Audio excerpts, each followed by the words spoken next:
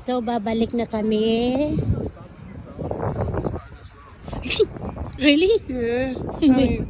He looked up and managed to stop in time. So, we bought in the phone. So, babalik na kami sa sasakyan. At, pupunta kami doon sa kabila na naman.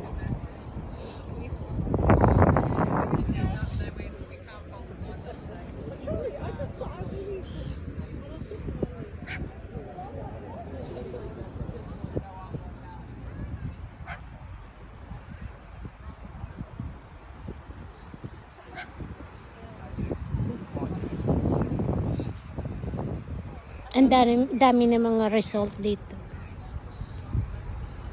Daming resort dito. Daming mga holiday place na mga pwedeng puntahan. So, balik na kami sa sasakyan.